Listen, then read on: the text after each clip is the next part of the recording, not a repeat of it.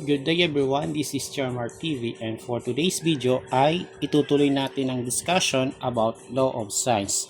So without further ado, let's get started. Okay, so ano nga ba ang law of sines? It states that in any triangle, the the ratio of a side length to the sine of its opposite is constant. So ang formula po ng law of sines ay A over sine of any angle A equals B over sine of angle B equals C over sine of C, or sine of angle A over A equals sine of angle B over B equals sine of angle C over C. So, ito yung ginagamit para masolve natin yung oblique triangle. Ano po?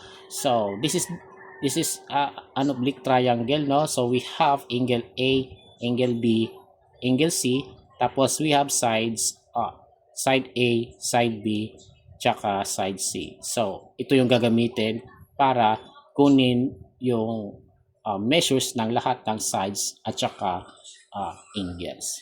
Okay? Again, saan nga ba natin ginagamit ang law of sines? Kapag ang given ay nasa ASA or SAA case, which means two angles and one side are given, and SSA or ambiguous case, which means two sides and one included angle are given. So sa video na ito ay i-discuss natin yung number 2, which is SSA or ambiguous case. Ngayon, kung hindi nyo pa napanood itong video na ito about sa ASA or SAA case, no, I highly recommended na panoorin nyo muna yung unang video, no, para meron tayong idea about sa oblique triangles and law of sines. So, we're going to proceed to SSA or ambiguous case. So, ano nga ba ang SSA or ambiguous case? So, consider natin itong triangle na ito. So, we have side C here, no, which is fixed measure. Pag sinabing fixed, hindi nababago yung measure, no? Tapos, we have an angle A formed by this black segment at saka gray segment, no? So, itong angle na nabubuo is fixed din. So, ibig sabihin, hindi nababago yung opening ng angle. Ano po? Tapos, yung red segment is nakadepende kung mayroong solution o wala. Ano po? Tapos, itong gray segment mismo is the third side of the triangle, is nakadepende na rin yan kung saan aabot yung red segment. So by the way, itong red segment is nagagalaw siya, kaya lang yung end ng red segment ay andito dapat, tapos yung isa pang end ng segment ay nasa gray line para makabuo ng triangle. Okay, so unahin natin yung case na kung saan yung red segment is long enough para umabot sa third segment, which is yung kulay gray, no? Tapos mas maikli siya sa side C. So A is less than C, ano po? So malamang makakabuo tayo ng triangle kagaya nito, no? So remember po, hindi po nagagalaw to, yung angle na to hindi nagagalaw, no? Pero itong kulay red na segment, nagagalaw siya pero hindi siya nababago yung haba, nananatiling fixed pa din, no? So makakabuo tayo ng triangle na kagaya rin nito, no?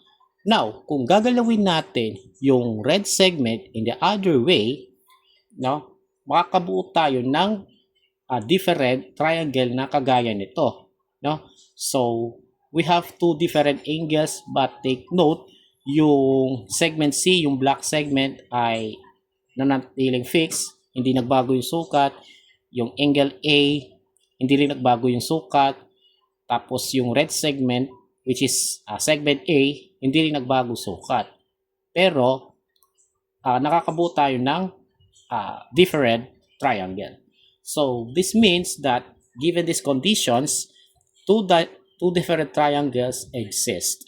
Okay? So nakabuo tayo ng dalawang magkaibang triangle dyan. Okay? Now, paano kaya kung pahabain natin yung segment A so that mas mahaba ngayon si segment A kesa sa segment C? Ayan. So, makakabuo tayo ng triangle na kagaya nito, no? So, isang triangle lang po ang mabubuo natin. So, hindi natin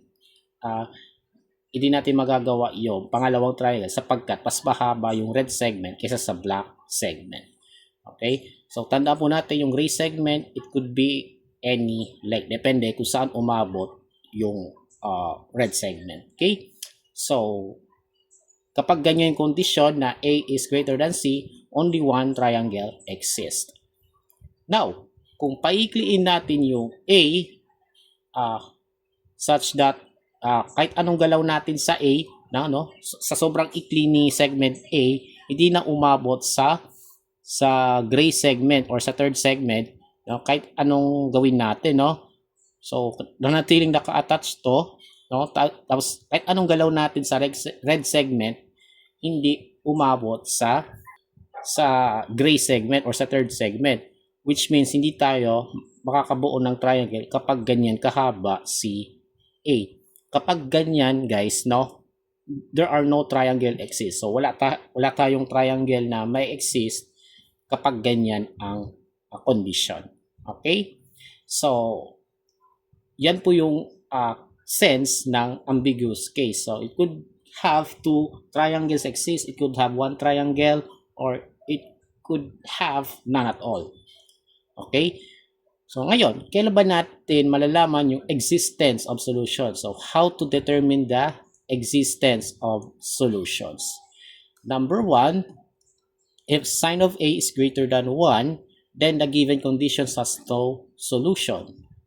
So kapag nagsosolve tayo ng parts ng triangle gamit ang law of sine at lumabas to, no, yung sine of an angle is greater than 1, wala tayong solution dyan sapagkat yung range ng values ng sine ay hanggang 1 lang po. So actually from negative 1 to positive 1, yan lang po yung yung range ng values ng sine. Okay? Ayan po. Next, number 2, if sine of A is less than 1, then A sub 1 is x degrees and A sub 2 is 180 minus x degrees. So ano bang ibig sabihin nito? Now, kapag ang sine value ay less than 1, then makukuha natin yung angle nun, no? Pero hindi lang angle lang kukunin natin, kundi yung kanyang supplement. Kasi kapag, inad natin silang dalawa, so A sub 1 plus A sub 2 is equal to 180. No? So, silang dalawa ay supplement. Pero bakit natin kukunin yung dalawang angles na yon? Kasi ganito yon, no? Kapag supplementary sila, let's say, kunin natin yung measure ng dalawang angles. Let's say, yung isa ay 65 degrees and then yung supplement niya is 115 degrees, no? So, kapag inad mo is 180.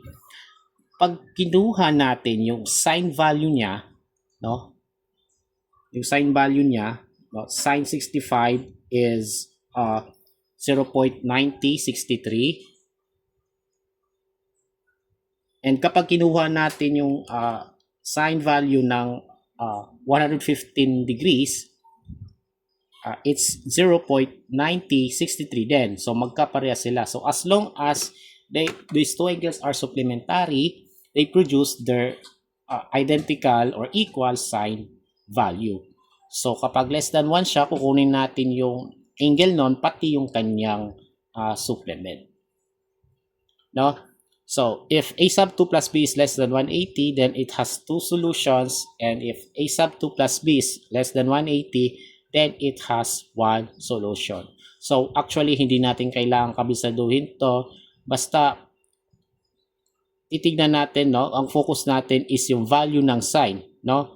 Kung greater 1 ba siya o less than. Kung greater than 1, wala siyang solution. Kung less than 1, kukunin natin yung yung angle niya, pati na rin yung kanyang supplement. And titignan natin, no, kung valid ito itong measure na to para sa condition na given, no?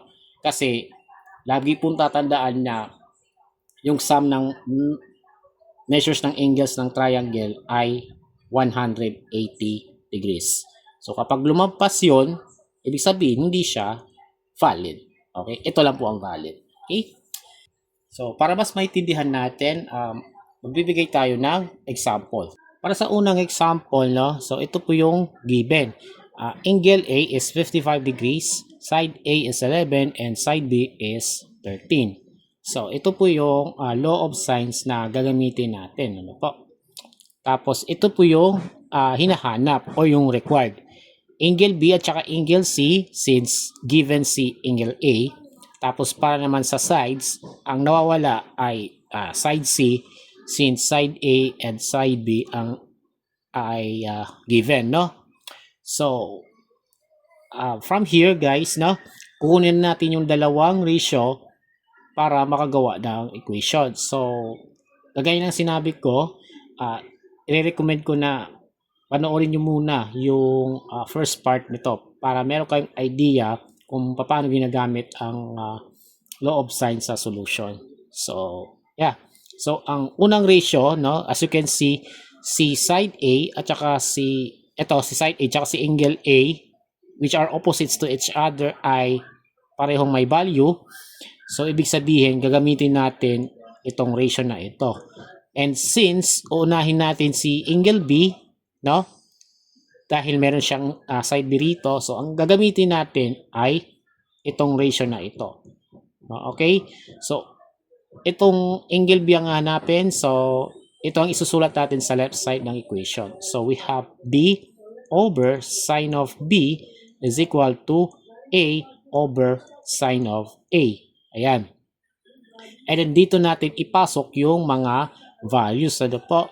So, ang B po natin or side B is 13 over sine of angle B, which is ayan yung hinahanap. And then side A is 11 over sine of angle A, which is 55 degrees. Ayan.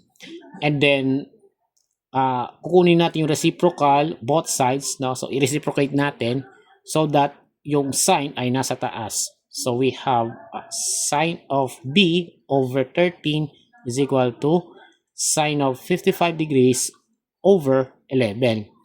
And then next is i-multiply natin both sides by 13 para makancel yung 13 sa baba, no? So cancel na to. So bali ang matitira sa kaliwa ay si sine of B. So sine of B is equal to sine of 55 degrees over 11 times 13. And then from here, gagamit tayo ng calculator para makuha yung value nito. So, ilabas natin yung calculator. Ayan, so ita-type natin kung ano yung nakikita natin sa expression na nasa kanan ng equation. So, pinutin natin yung sine, then 55. So again, di mo na kailangan i-type yung degree symbol, no? So naka-degree yan. So make sure na yung calculator ay nakaset sa degree mode, no? Bago nyo gamitin, no? Kasi kung hindi, magkakamali tayo. So sine 55 divided by 11 times 13. And then pinutin yung equal sign. So kung ano yung lumabas, guys, no? Kung ano yung lumabas, ayan po yung mismong value in decimal. So isusulat natin yung value na naka-round off sa 4 decimal places. So we have 0.9681. Ayan po.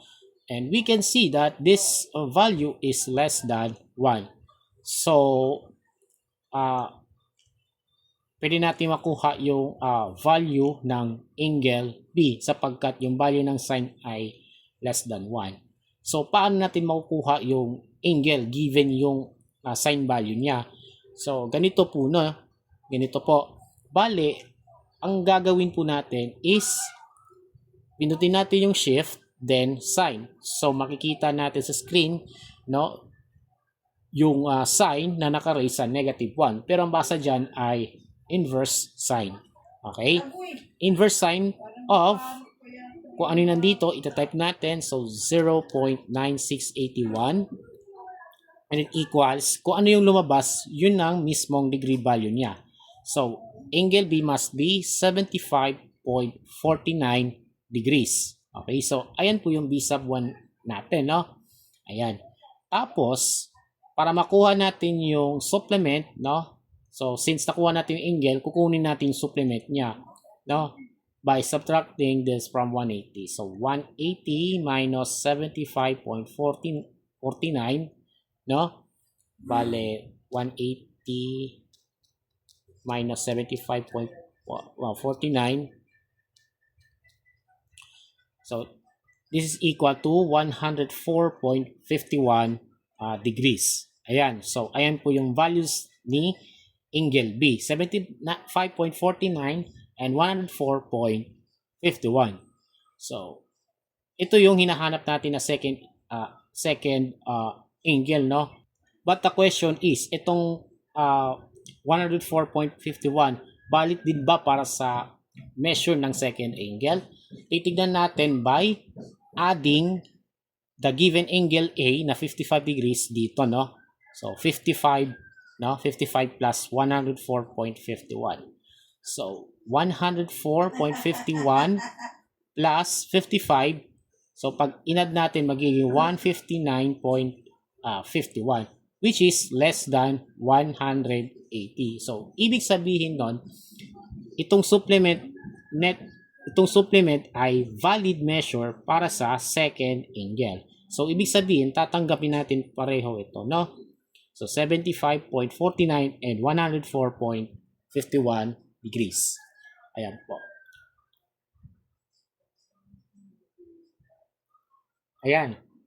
Since meron na tayong dalawang measures ng angle B, therefore, magkakaroon tayo ng dalawang solutions. So, unahin natin yung 75.49.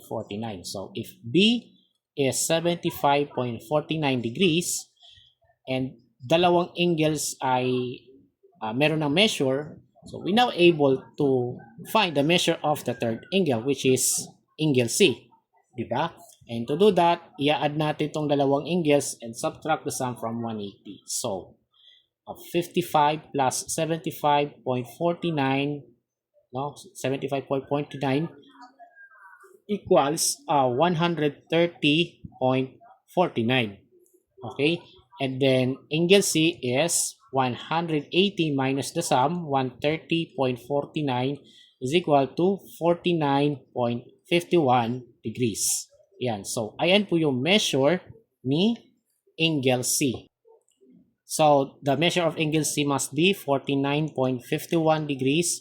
And then, para naman sa side C, so, again, gagamit tayo ng law of sines.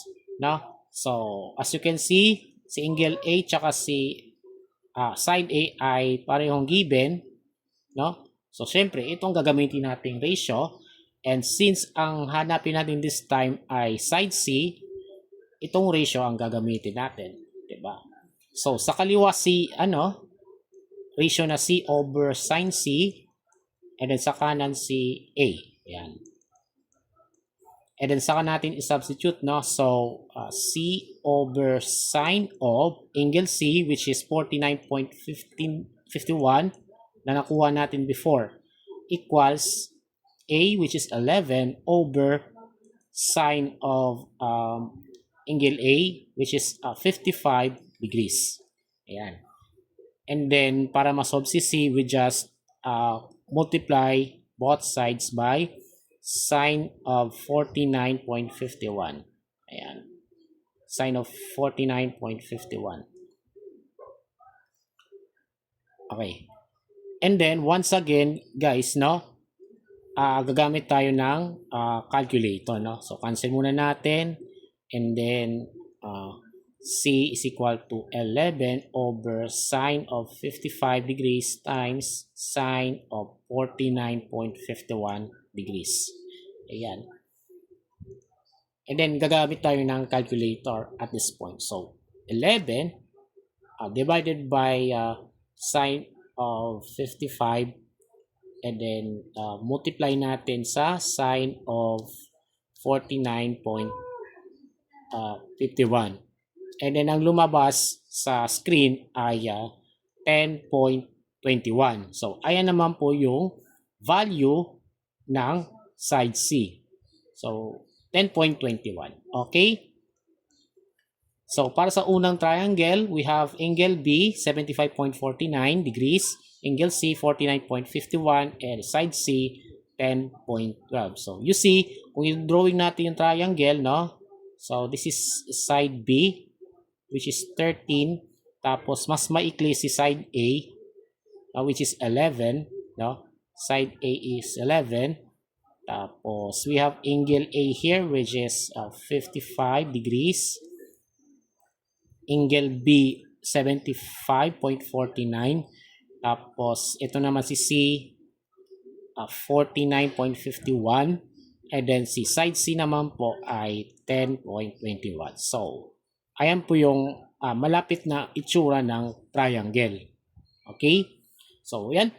Yan po yung unang triangle na sinunod natin. Okay? Ngayon, isosolve naman natin yung pangalawang triangle kung saan yung angle B naman ay 104.51 degrees. Para naman sa pangalawang triangle kung saan yung measure ni angle B ay 104.51 degrees, no? So, yung procedure sa paghanap ng remaining parts ng unang triangle ay pareho din dito, no? Pares lang naman ang procedure. So, uulitin lang natin, but this time angle B naman ay 104.51 degrees. So, para sa angle C, i-add natin yung dalawang angles, no? 55 plus 104.51 is equal to 159.51. And then, para sa angle C, we have 180 minus the sum. So, 159.51, that is equal to 20.49 degrees. Ayan po yung measure ni angle C, 20.49 degrees. Ayan. Pagkatapos naman po, ang isosolve na lang natin is side C. So, again, gagamit tayo ng law of sines formula. So, ito gagamitin natin since, di ba, angle A tsaka side A ay parehong given, no? So, ito gagamitin natin. And para ma-solve natin si side C, ito ang gagamitin natin. Okay? Just like before. Okay? So, C over sine of C equals A over sine of A, and then i-substitute natin yung values dyan. So, bale C over sine of angle C, which is 20.49 kanina, no? 20.49. Ayan. Equals A, bale ang A natin ay 11 over sine of angle A, so which is 55 degrees. Ayan. And then, multiply natin both sides by sine of 24.49 degrees. Yan, sine of 20.49 degrees. Ayan. I-cancel natin. Tapos, C na lang po natitira sa left side, no? So, C is equal to 11 over sine of 55 degrees times sine of 20.49 degrees. And from here, gagamit tayo ng calculator. Pero, well, pares din naman ang procedure. So, alam nyo na kung paano i-input yan, no? And then, pindutin nyo na lang yung equal sign. And lalabas po na 4.7 ang value nito. So, 4.7, which is the value of C.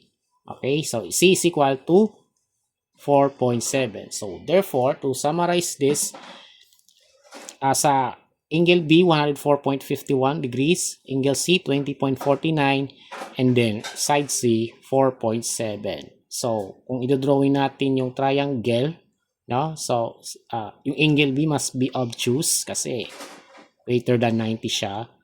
So, ito po yung itsura ng second triangle. So, ayusin muna natin, no? Ayan. Pasensya na po sa drawing, hindi straight, no? Ayan. So, this is angle B, angle A, and angle C. So, angle A, 55. Angle B, 104.51. Angle C, 20.49 degrees.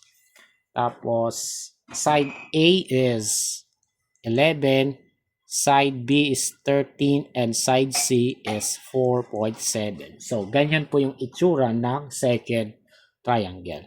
So, ito po yung two sets of solutions para sa given na to. Okay? Okay, so let's move on with this one. So, ang given dito ay ang mga sumusunod. Angle C is 64 degrees, side B is 6, and side C is 7.5. No? So, ang hinahanap dito ay angle B, angle A, at saka side A using law of sines formula. No? So, as you can see, we have angle C tsaka side C given sila, no? So, ibig sabihin, gagamitin natin ratio, ito. Yan. Tapos, unahin natin si angle B, no? So, ibig sabihin, gagamitin natin to, no? Since meron tayong side B dyan. So, ang hanapin natin, syempre, is angle B. Yan. Okay, so, we have B over sine of B equals C over sine of C. And then, i-substitute natin yung values. We have small b or side B is 6 over sine of angle B. And then, C, which is 7.5. Yan yung side C. Tapos, sine of angle C, which is 64 degrees. Ayan. And then, i-reciprocate natin both sides so that yung sine ay nasa taas. So that we have sine of B over 6 is equal to sine of 64 over 7.5. Ayan. And then multiply natin both sides by 6. Ayan. So, cancel natin so that matira dito ay sine of B equals sine of 64 degrees over 7.5 times 6. Yan. And as always, gagamit tayo ng calculator dito. So, alam nyo na kung paano nyo ito i-input. And then, kapag in-input nyo tong expression sa calculator, lalabas yung result na 0.7190. So, ayan po yung sign value niya, no? Which is less than 1. Ibig sabihin, meron tayong makukuha ang value ng angle B. So, again, pinutin nyo yung shift and then sign, lalabas yung inverse sign, no? Yung sign nakarate sa negative 1. And then, i-input nyo to, no? And then, ang lalabas niyan is 45.97 degrees. So, ayan po yung mismo yung measure ni angle B. At saka kukunin natin yung measure ng kanyang supplement. So, 180 minus this angle, 45.97, that is equal to 134.03. So, let's see kung accepted to measure na to para sa second angle. So, ang gagawin natin is i-add natin itong 64 dito, no? So, we have 64 plus 134.03 so that we have 198.03 which is greater than 180. So, meaning to say, since greater than siya sa 180 and yung 180, diba? Remember po, yan yung sum ng measures ng angles ng triangle hanggang exactly 180 lang. No more, no less.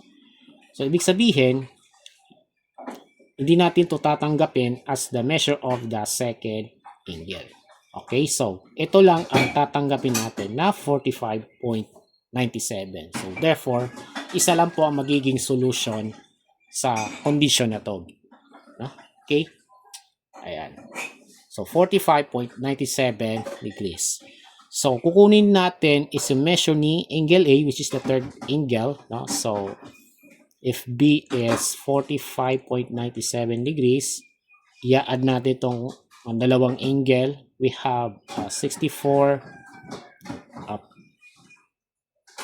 plus 45.97, that is equal to 109.97 degrees. And then para sa angle A, we have 180 minus this sum.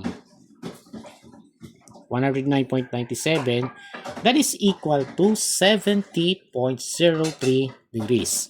So, ayan po yung measure ni angle A. 70.03 degrees. Ayan. And then, para sa isa pang part, which is side A, no, ayan ang isosolve natin, no, by using law of sines. So, syempre, kukuha tayo ng dalawang ratios dito. So, isa na doon is ito, C over sin C, kasi alam mo na, 'di ba? Given sila pareho. Tapos, since angle A ang, or side A ang isosolve natin, yan yung hinahanap, so gagamitin natin itong ratio na to. Okay? So, we have A over sine of A is equal to C over sine of C. Then, substitute, we have A over sine of angle A, which is 70.03 degrees. Ayan yung kanina, 'di ba? Equals C, 7.5 over sine of angle C, 64. Ayan. And then, multiply both sides by sine of 70.03 degrees.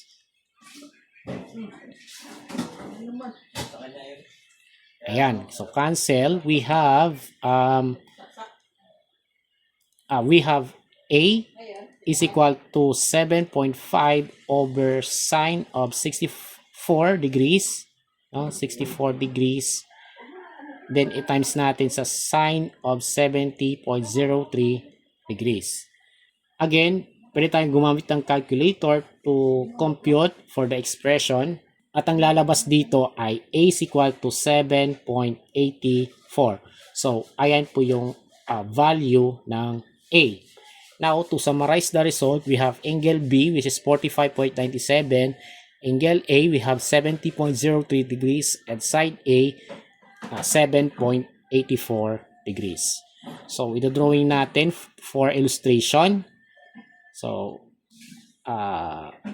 ito yung itsura ng triangle, ano? So, ito si angle C na 64. Ito po yung 7.5 side C. Mas mahaba siya kay B, no? So, B is equal to 6. Tapos si angle B ay 45.97. 70.03 para sa A. Ayan. Tapos, para naman sa A, we have 7.84. So, ganyan po yung magiging itsura ng triangle. Okay? Ayan po. Now, let's move on to the last one.